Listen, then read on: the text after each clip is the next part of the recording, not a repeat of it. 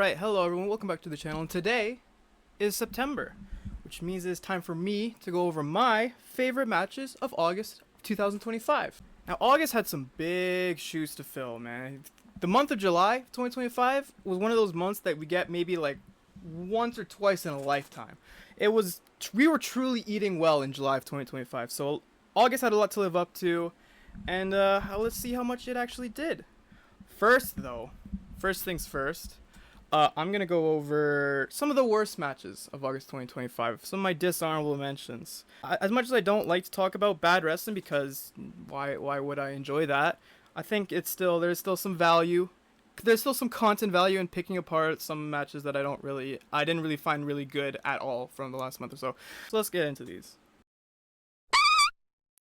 Yeah, this one wasn't too bad. I just think that Iria Hime is a really green wrestler at this point. She's still really young and still trying to figure a lot of stuff out, which resulted in the match kind of being a bit awkward and not a lot of chemistry being on display here. So again, it wasn't too bad, but like when you see what else is being shown here on these Stardom cards, it's like way below par of what we come to expect from this promotion.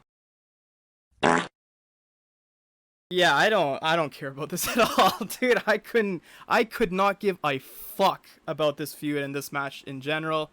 If you like it, if this is your thing, that's cool. But like, dude, it's just like Timu, like John Cena, Bray Wyatt stuff, man. I don't care. Why would I care? I know the outcome already. It's not gonna do anything. This isn't gonna do shit for anyone. That doesn't help anyone in the long run.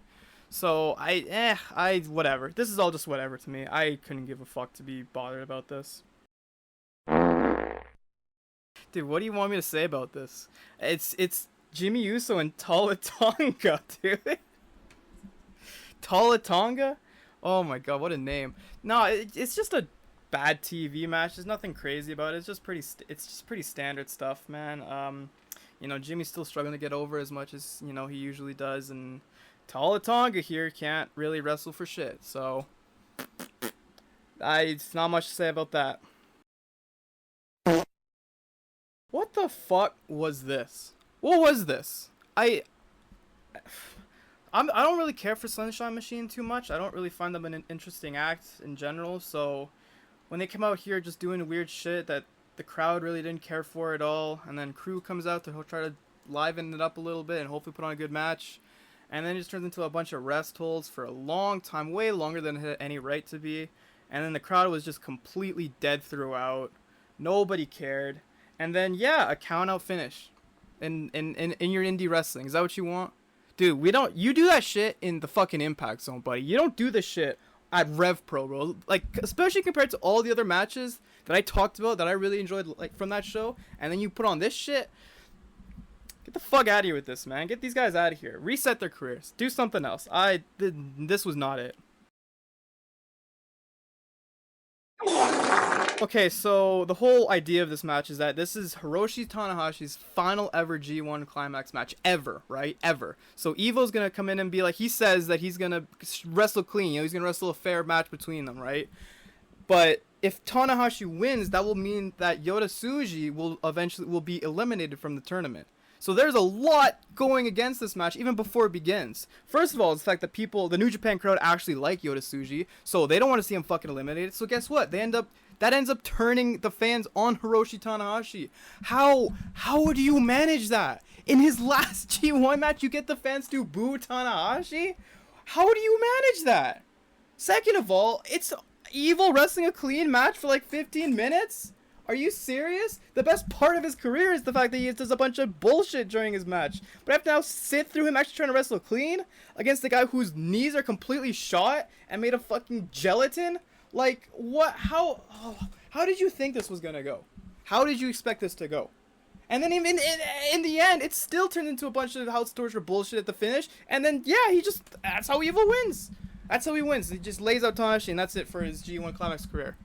What the fuck, man? How do you fuck this up so much? How do you even conceive that idea? What? Whatever. I'm moving on.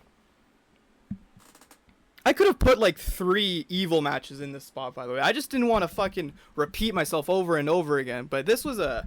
I don't even hate Evil. I like his run sometimes in the whole House of Torture shit. I'm a House of Torture fan, but myself. But like, damn, dude. In the biggest tournament of the year? You're going to do this? Oh, Jesus. Okay, anyway, we can move on to better things now. Now we get to talk about all the good matches and all the great wrestling from this last month, right? So get that out of the way, all done with. First, I will start with my honorable mentions from the past month or so. I'll just run through these pretty quickly here. We got Kyle Fletcher versus Tomohiro Ishii from Collision August 9th. We have El Hijo del Vikingo versus Dominic Mysterio versus Dragon Lee versus El Grande Americano from Triple Mania. That was a really fun Fatal 4-Way. Zack Sabre Jr. versus Yoshihashi from the G1 Climax Day 16. Darby Allin versus Claudio Castagnoli in a Falls Count Anywhere match on AEW's Dynamite August 27th. And then finally, Konosuke Takeshita versus David Finlay from the G1 Climax 35 Day 17. Those are all my honorable mentions. All great matches that you should totally check out, but I have 10 better ones than those. So let's get into these, man. Number 10. Coming in, number 10 is going to be CM Punk versus Gunther from WWE SummerSlam Night 1. I love me a good story that's told in throughout the match itself. And the one thing I really, really love about Gunther, and every time he has to lose, is that WWE always puts in the effort to tell a story that makes Gunther look really good in defeat. Every single time it happens, it's awesome. You know, when we saw him against Sami Zayn, he was super confident and cocky before he forced Sami Zayn to hit a move that he hadn't hit in years to eventually get that win. You know, with Cody Rhodes, he had to force catch himself, like just catch him on a fucking surprise roll-up to get the win. Jey Uso, he had to dig deep in his arsenal and pull out a move that, you know, Gunther wasn't really expecting, so that's how he beat him. And then with CM Punk in this match here, dude, it is Gunther completely dominating CM Punk, just fucking pummeling him, ragdolling him across the ring. It's really awesome stuff still to see, like just building up to that part. But then you get to the point where he's bragging on the announce table and Punk swipes his feet out from under him and splits Gunther open, and then you just have that realization. It's like, oh shit, Punk's still in this. He could still fight and maybe win. And so that last stretch going down the road, man, is just it's unbelievable stuff here. It's super compelling, super awesome to see Punk try to fight back against a big monster heel like Gunther, who's really good at doing like the panic fight, the real desperate type of wrestling to try to get a win any way he can. But still within the context of the rules, which is really awesome to see. I like that added part to his character, is that the way he tries to eke out wins is still by being a big dominant monster heel. So awesome stuff here. Great way to end SummerSlam Night 1, and then some great post-match shenanigans afterwards that I won't spoil. I do recommend you check this match out for yourself. I haven't talked about it on the channel yet, but it's on Netflix. It's sitting right there, so I would recommend watching it. Number 9. Look, man, we all know the G1 Climax wasn't as good as it should have been, or could have been. You know, New Japan's in a really weird spot right now. They've had it pretty rough the last 5 years. Ever since the pandemic, they haven't really been able to catch up on that momentum again. So the G1 Climax, it was fine. Some few dark spots here and there. Evil making the finals pisses a lot of people off. But there was one diamond in the rough throughout it all, and it was Konosuke Takeshita, my fucking GOAT, dude. This guy's awesome, man. I love this guy, and his semi-final match against Zack Sabre Jr. on G1 Climax 35 Day 18 comes in at number 9 on my list. Fucking, you have all your normal physical, hard-hitting affair that you've come to enjoy out of New Japan. What is New Japan at its best is when it's really, really physical. But just the final stretch between these two, man, of kicking the shit out of each other, punching the shit out of each other, and then that in the final sequence of events, Konosuke Takeshita from the mid rope hits the Raging Fire. It looks like Sabre Jr. just lands directly on his head and neck. Looked horrible, looked scary as hell. Really added to the drama of it all, and and then it's just a great match. It's definitely the match of the tournament, man. It's not gonna be fucking Evil or Oleg Boltin, but yeah, that match is awesome. I love that one as well. So that's my Holy shit, that's my New Japan match for the month too. Okay, well there you have that too. So there you go. Number 8. I don't know how much people watch Lucha Libre these days, but me personally, I've started getting into it a lot more this year. Not just because AAA was bought by WWE. Don't worry, I'm not that much of a bandwagoner. But one match that really did stand out to me this year, or this last month, was Atlantis Jr., Mascara Dorada, and Mystico versus Angel de Oro, Defunto, and Hechicero. I hope I pronounced all of those names properly. But it was from CMML Super Viernes, August 8th show.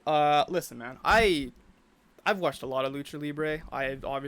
But I never get tired of it. I will never get tired of watching Lucha Libre, especially wrestlers like Mystico and Mascara Dorada, who just do all the most incredible, amazing moves you've ever seen. It's just so easy to watch. It's so easy to digest, dude. It's just, dude, guys.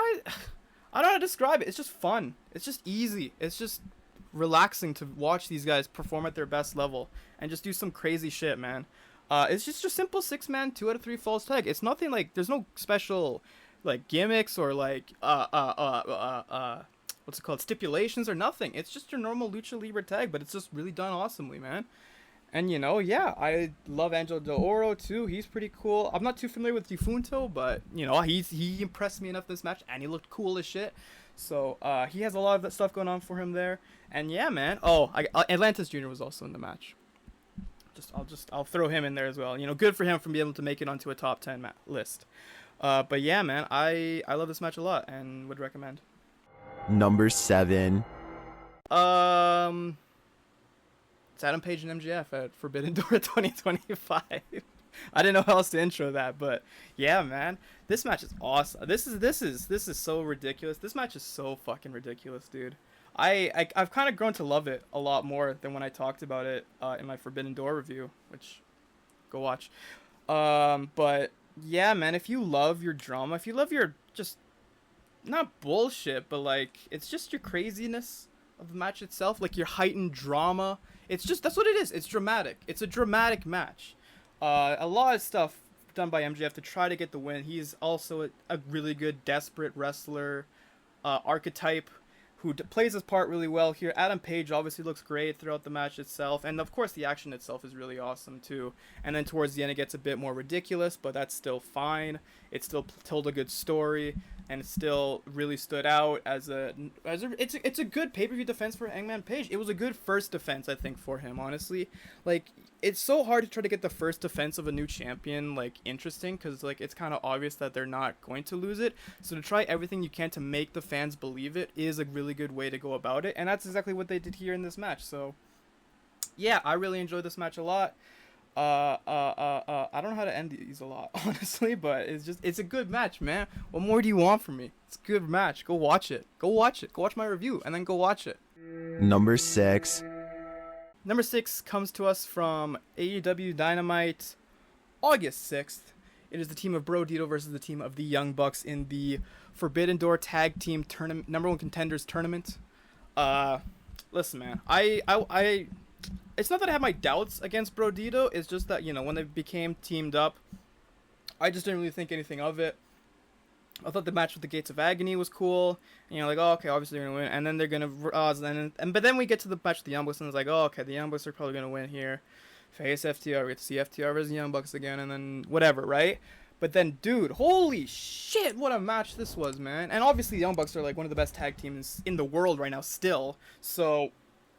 there's no doubts about how good of a match this would be, but the fucking drama of this match and the storytelling and the closing stretches here were super, super well done, man. Just made it super intriguing. It was a lot closer than it had any right to be, and, there was some great moves pulled out here by Brodito that made them look like a really, really strong tag team, and of course the Young Bucks are just in-ring psychologist experts. I don't know what the right term for that would be, but when it comes to that kind of tag team wrestling psychology, they know how to do it really well. And of course, Bandito and Brody King are still really awesome wrestlers in and of themselves, so the fact they can just team up here, pull out some really cool moves against another really great tag team here, makes for just one of the best, makes for number 6 on my list. There's not much else to say. It's just 4 great guys that know how to wrestle, putting on a really good match for free on TV. So, well, that's it. Oh, by the way, whoever in AEW, right? Whoever is like social media manager, whoever made the decision to go from fucking 12-minute clips of their TV matches on YouTube to just 2 minutes, I fucking hate you, and I hope you a horrible bad luck in your future, man. You can't be the number 2 promotion and gatekeep your content like this. I know you're just now starting to put out free matches, but like you can't do that, man. Especially when WWE is putting out like full segments and their show is behind a paywall for the most of the United States. So like, what are you doing? Why are you gatekeeping this? Just post what it was fine, dude. Just go back to posting like the last 10 minutes of the match, please. You can't. You need to compete with these guys in that way too, man. You can't be doing this to us. You can't be starving the fans and showing us 2-minute clips of like fucking what's been happening on Dynamite. You can't be doing that, man. 2-minute clips? You're posting shorts. You were posting shorts to YouTube. What are you doing? It's 2025. Come on, man. Posting shorts is what I do, not a big wrestling company. Come on, man. Bring back the long length videos. Bring back the long form content. That's all I'm saying. Number 5. Oh, what a hard sell this is to be number 5. SummerSlam Night 2, Wyatt 6 versus Motor City Machine Guns versus Andrade and Rey Fenix versus the Street Profits versus Fraxium versus DIY TLC match. That's all I gotta fucking say, dude. That's all I gotta say, you know? We're celebrating 25 years of the original TLC match, so let's just add 6 teams instead of 3, and there's some of the 6 best teams in WWE right now, and they're all just gonna be in a TLC match where they're just throwing each other through fucking tables and ladders.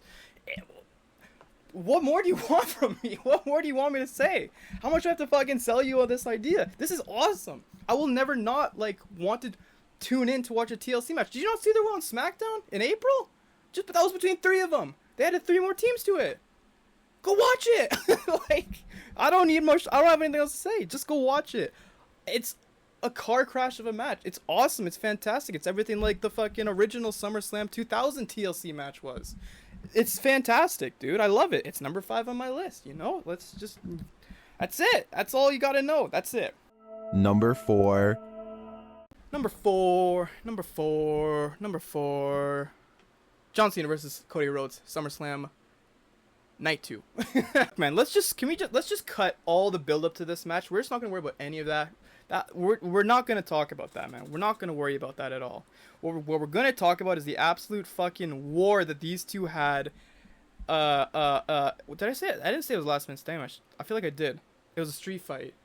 If I'm wrong about that, cut it out. I'm gonna edit that out.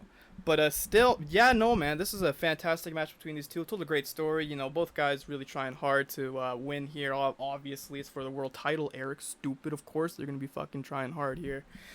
But still, man, pulling out all the stops. You know, it's funny watching, like, a face versus face stipulation match because, you know, you're just kind of cheering for both guys. But that's kind of how they planned it out, really, is that both guys are getting, like, face comebacks in against each other, man. There really isn't someone to boo during the match. There's someone to boo after the match, but we're not going to talk about that. And yeah, what results in that is a really energetic crowd that both picked a side and both want one guy to win more and more. And then, yeah, it turns into some really good wrestling here. So, not much else to say about that. Really good stuff. I love it. Go watch this one. It's on Netflix too. You should. Number 3. We're in the top 3 now. Number 3. Darby Allin, Hiroshi Tanahashi, Will Ospreay, Golden Lovers of Kenny Omega and Kota Ibushi versus Jon Moxley, Claudio Castagnoli, Gabe Kidd, Young Bucks of Matt and Nick Jackson. Lights out.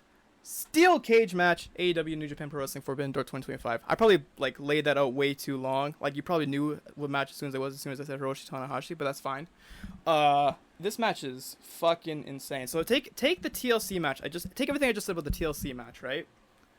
Instead of 6 teams of 2, it's 2 teams of 5.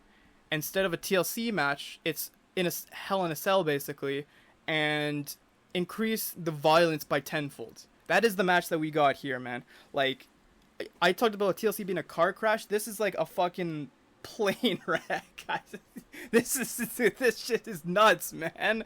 It's these all 10 guys have at least one spot where it looks like they're trying to kill themselves for our entertainment, trying to kill someone else in the match. It's insane stuff, dude. Here, it's gnarly. It's gruesome at points. It's insane. And they have that improved cage. Where, like, yeah, they have the improved cage where they have the space to walk around, so that leaves even more violent moments. But yeah, this match is fucking violent, dude. And I love it because it's just such a good representation of what professional wrestling can be, a form of entertainment that stuff you've seen, like stuff you'll see that you'll never see anywhere else in any medium whatsoever. You'll never see anything like this anywhere else.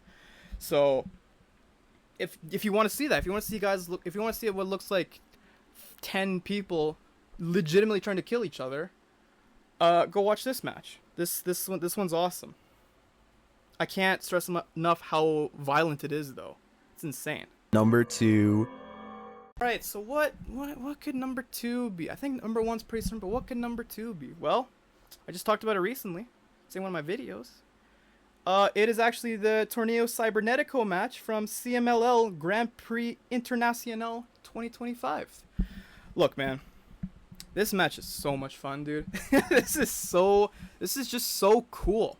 It's everything. Oh, it's just so awesome. I use the term when I'm talking about Raw as like a type of wrestling you can really turn your brain off and just kind of enjoy the goofiness of it all.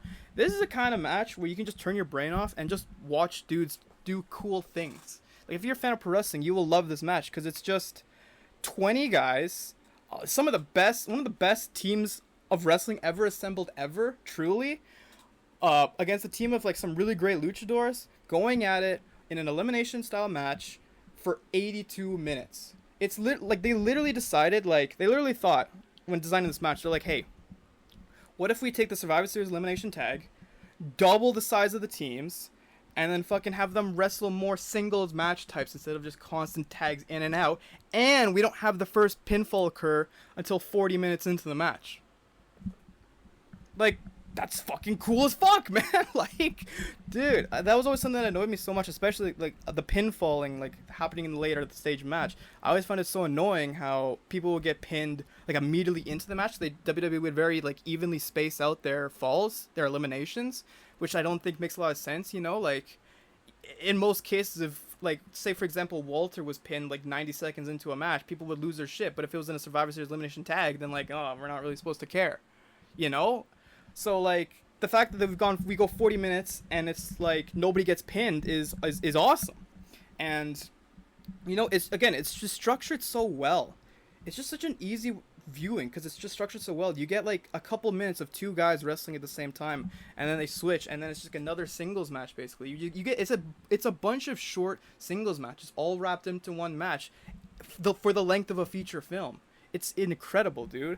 And you know, that final stretch with Mike Bailey and Mystico, two of like the best guys in that match. It's like, oh, it's peak. It's cinema. I'd raise my hands. Martin Scorsese. It's cinema. It's cinema. It's unbelievable stuff here between those two guys. It's probably one of my favorite CML matches this year. Honestly, I love this match. It's fantastic.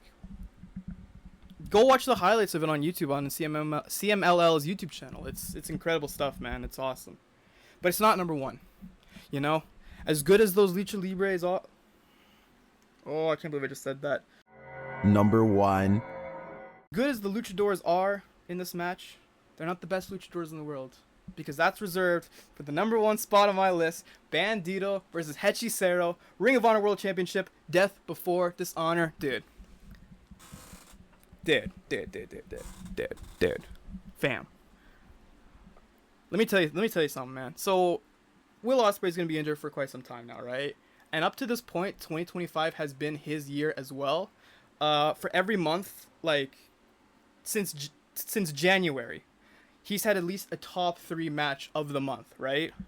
So now that he's gonna be gone for a couple months, I've been wondering who's gonna be next to step up and take his place as like the active workhorse. Every single week he's putting on a match of the month contender. He's the reason you tune in to watch a show. If you see his match on a graphics card, you're thinking, yep, I need to watch that match because he's going to do something really spectacular and something I don't see on any other wrestling show. I've been wondering who that is since he got injured. and it probably could have been Konosuke Takeshita, but between his New Japan bookings and him winning the G1 Climax, I don't think he's going to be there every single week. So I think it could be Bandito. I genuinely think this dude is on a generational run right now, dude. 2 Ring of Honor pay-per-views, back-to-back months, 2 world title defenses, 2 match of the month, and match of the year contenders for Bandito. Like, you know, the first one was impressive enough with Konosuke Takeshita. I think that's something you kind of expect. But to pull one out of Hechisero, dude, like, listen, I don't hate Hechisero. He's not, like, in any top 10, like, list of my favorite wrestlers or, like, the best wrestlers in the world right now, right? But then, the fucking moves that he pulls out here against him, he forces Hechisero to move. Like, he's got, like, this big, lumbering fucking technical wrestling luchador doing, like, the Randy Orton RKO celebration split-legged jump, dude. Like, he's got this man working overtime. It's insane, the work rate in this match. It's something I wouldn't expect in a Hechisero match. Of course, Bandito himself goes fucking the distance in all his performances and all his moves. They look really well, super sharp, super clean. Fucking some insane bumps in and outside the ring. It goes on forever, and it's like, so you bite on every false finish, like the more and more it goes on. It's just incredible stuff, man. Truly, again, Bandito, dude, like, this is the guy right now. Bandito is the guy right now. He's so much the guy that I almost kind of want him to drop the Ring of Honor belt and the tag team belts, because I want him to face Okada for the unified title. Like, that's how much I value Bandito right now, and I hope Tony Khan does that as well, because this is your guy. He's gonna be the guy that's probably gonna be on top of next month's list, and like at least a top 3 match the week after that or the month after that. But still, this is someone that you need to push now, dude. If Ospreay's gonna be gone, you need someone there. And I think, you know, Kyle Fletcher could do it. Konosuke Takeshita, if he's there regularly, can do it. Darby Allin can do it in a different way, but he's always trying to kill himself basically every single week, so you have that. But Bandito, in terms of just in-ring performances, Bandito is your fucking guy. That's your guy. And that's my guy, and that's my favorite match from the month of August 2025. So yeah, man, and that is my list. That is what I think are the best matches from August 2025. Let me know what you thought the best matches from August 2025 were, how much you enjoyed the month in general. If I missed any, let me know in the comment section down below. Be sure to like the video, give me a subscribe, share, comment, do whatever you feel like, man. But that's gonna do it for me. I will see you guys in the next video. Goodbye.